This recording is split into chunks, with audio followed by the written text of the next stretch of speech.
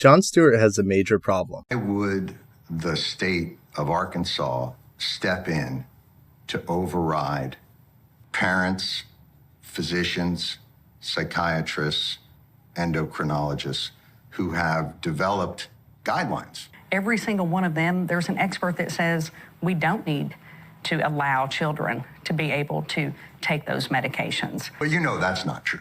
You know it's not for everyone. There's one. These are the established. Well, I don't know that's not true. I don't know that. Then why would you pass a law then if you don't know that that's true? Wouldn't you? Well, have I know done that so? there are doctors and that we had plenty of people come and testify before our legislature. Mm-hmm. We have 98% of the young people who have gender dysphoria, Right.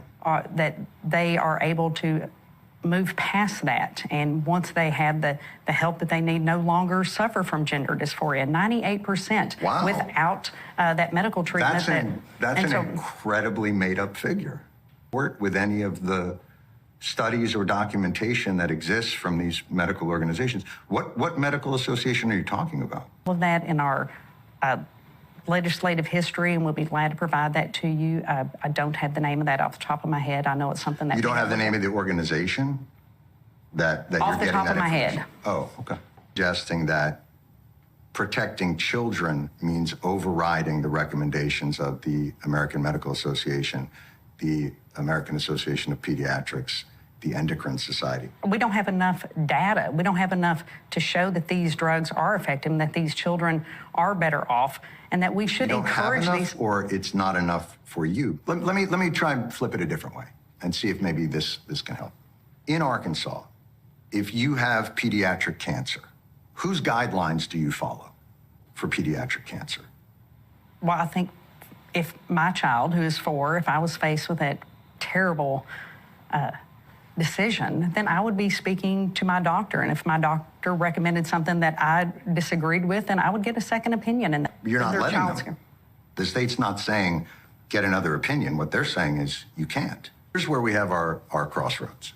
You've made the determination that protecting these children means not giving them access to the guidelines and care that have been designed by medical and mental health professionals for children expressing gender dysphoria. And I'm asking you again, what are your qualifications to step in and say, no, keeping you from that care is protecting you. You've made that determination. Children at these young ages are making, or that their parents are making. They're not making the decision. You're making it sound like a 9-year-old walks into a doctor's office and says, give me some testosterone.